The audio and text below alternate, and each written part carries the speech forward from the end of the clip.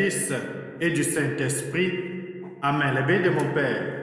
Bonjour. Bienvenue à cette nouvelle journée de méditation où nous sommes mardi de la deuxième semaine du temps ordinaire et nous continuons à lire les textes de l'année Père. Aujourd'hui aussi, nous pouvons voir le visage d'une sainte de l'Église, Sainte Agnès, oui, jeune martyr de 12 ans qui offrit volontairement sa vie au cours du IIIe siècle. Le peuple de Rome a toujours entouré Sainte Agnès de vénération et de tendresse, la voyant comme le symbole de l'attachement à Jésus-Christ, mais surtout le symbole de l'attachement à l'Église.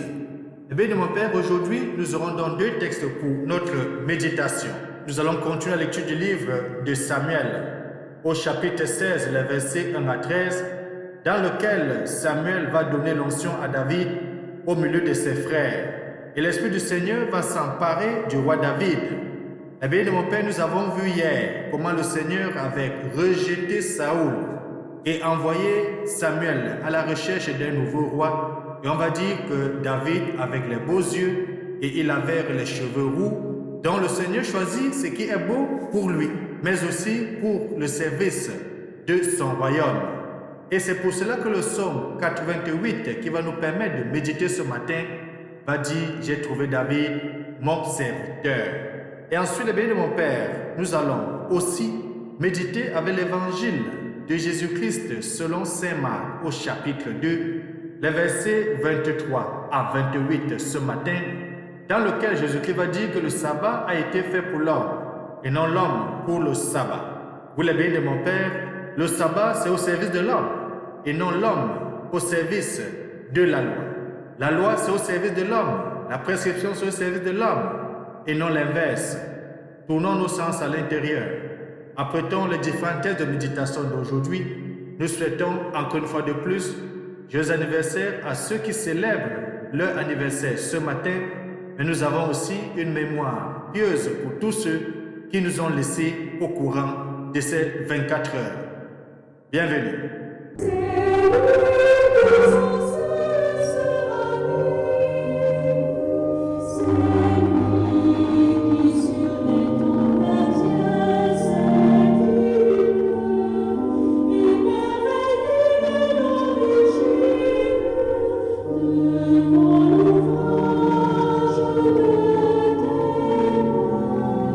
Béni de mon Père, tournons nos sens à l'intérieur et prions. Dieu éternel et tout-puissant, tu as choisi les créatures les plus faibles pour confondre les puissances du monde.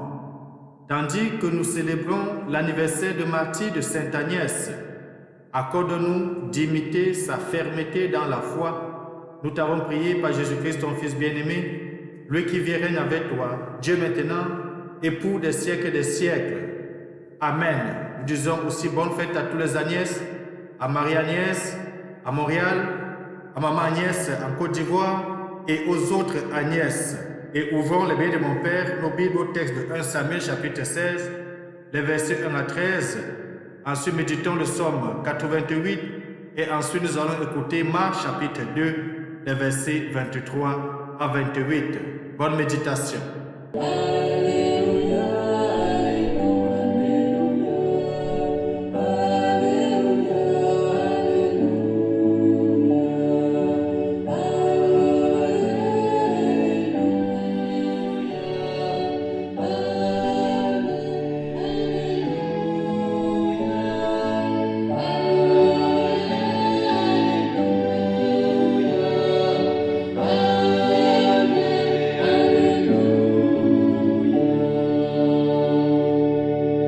Évangile de Jésus-Christ selon saint Marc, au chapitre 2, les versets 23 à 28.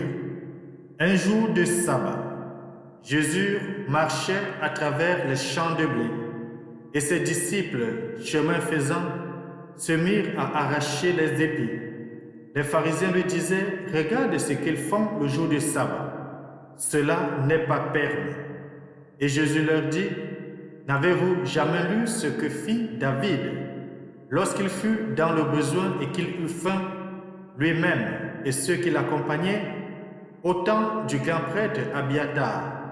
il entra dans la maison de Dieu et mangea les pains de l'offrande que nul n'a le droit de manger, sinon les prêtres. Et il donna aussi à ceux qui l'accompagnaient. Il leur disait encore, le sabbat a été fait pour l'homme, et non pas l'homme pour le sabbat. Voilà pourquoi le Fils de l'homme est maître, même du sabbat. Acclamons la parole de Dieu.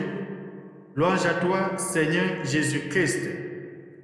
Le sabbat a été fait pour l'homme, et non pas l'homme pour le sabbat. Les bénis de mon Père, le sabbat, c'est le jour où le Dieu s'est reposé. Lorsque nous lisons le livre de la Genèse, le livre de la création, on voit que Dieu a créé le monde visible et invisible en 6 jours.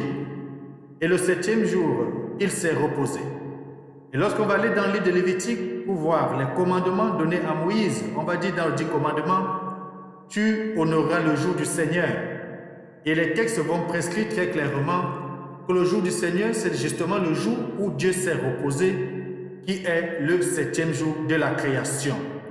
Alors les calculs simples, les études simples nous font comprendre aujourd'hui que le jour du sabbat est généralement le samedi.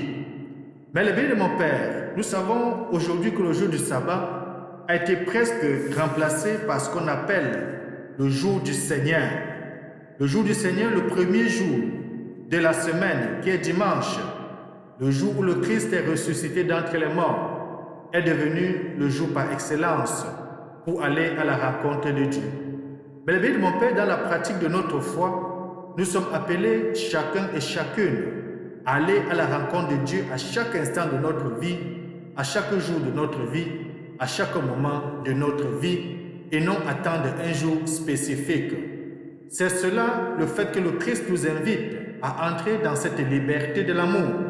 Le Christ nous invite à vivre une intimité fervente et joyeuse avec son Père, notre Père. Par le jour de notre baptême, nous avons aussi reçu l'onction, comme dans la première lecture, comment David reçoit l'onction pour devenir le roi d'Israël. Par notre baptême, nous avons reçu aussi chacun et chacune l'onction pour devenir fils et filles de Dieu par adoption. Et Saint Paul va dire, nous le sommes véritablement. Oui, le bien de mon Père, Jésus nous appelle donc à entrer dans cette intimité qui nous donnera toutes les audaces en vue du royaume, qui nous donnera toutes les audaces en vue de notre salut. Quand nous célébrons Dieu, notre Créateur, de tout notre être, les gestes les plus quotidiens, les gestes les plus banals deviennent d'ailleurs, le bien de mon Père, une prière, deviennent liturgie. Plus intense est l'adhésion du cœur au Christ, et plus, à notre regard, le profane devient sacré. Tel est le sens profond de ce que Jésus dit dans l'Évangile aujourd'hui. Le sabbat est fait pour l'homme. De ce jour consacré à l'allégresse, au bien-être d'un repos imprégné de la présence et de la majesté divine. Le bien de mon Père, chacun, chacune, chaque baptisé, nous sommes invités par Dieu à nous restaurer. Nous sommes invités par Dieu à manger et à boire avec le Christ, notre époux, mais surtout à nous tenir debout pour chanter sa gloire et jouir de son amour en Fils de la lumière. Comme d'ailleurs Saint Paul va bien le dire aux Corinthiens, si nous lisons 1 Corinthiens chapitre 10 au verset 31, Saint Paul dit, soit que vous mangiez, soit que vous buviez, et quoi que vous fassiez, faites tout pour la gloire de Dieu. Et c'est pour ça que nous allons dire, tout concourt à la gloire de Dieu, mais surtout pour celui qui croit. En ce jour du sabbat, le béni de mon Père, même le plus pauvre doit se considérer comme un prince convié à la table de son Seigneur, exactement comme David et ses compagnons qui mangeaient le pain de l'offrande dans le temple. Prenons garde, le béni de mon Père, alors que la tiédeur, l'amertume ou l'orgueil ne fassent de nous des rabat-joie pour accabler nos frères et nos sœurs. Pas de « ce n'est pas permis ». Nous avons vu hier dans l'Évangile comment on reprochait justement aux disciples de Jésus-Christ de ne pas jeûner. Et c'est le grand mal aujourd'hui autour de nous dans l'Église, où nous passons le temps à réprimander les autres, a dit ce n'est pas permis de ci, ce n'est pas permis de ça, ce n'est pas permis de cela.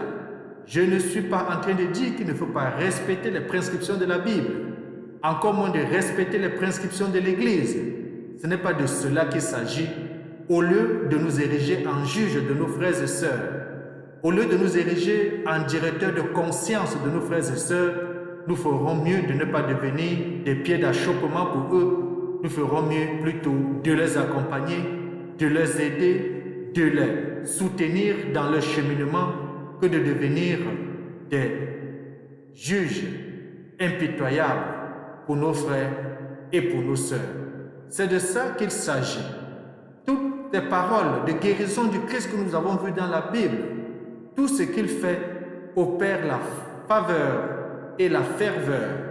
Tout ce que le Christ fait dans l'Évangile apporte la réjouissance, auquel d'ailleurs Jésus appelle chacun de nous, appelle ses disciples en ce jour, surtout en ce jour béni. Le béni de mon Père. Dans la première lecture, nous avons vu l'onction de Samuel. Cela doit nous interpeller. L'onction que Samuel donne au roi David, qui va devenir le roi d'Israël. On dit bien dans la première lecture qu'il est allé chez Jessé. Jessé qui est le père de David. Je fais un détour pour nous rappeler que pendant le temps de l'Avent, on disait que le Messie va naître de la descendance de Jessé. Nous avons donc l'occasion aujourd'hui, dans la première lecture, de mieux lire ce texte et de bien comprendre tout ce que nous avons vécu pendant le temps de l'Avent, où Jésus-Christ, Fils de Dieu, devait être de la descendance de David, devait être de la descendance de Jessé.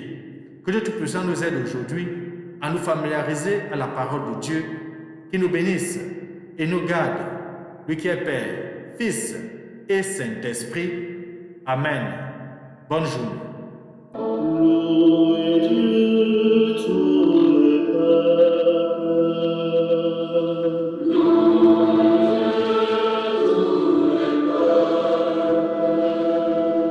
Chantez sa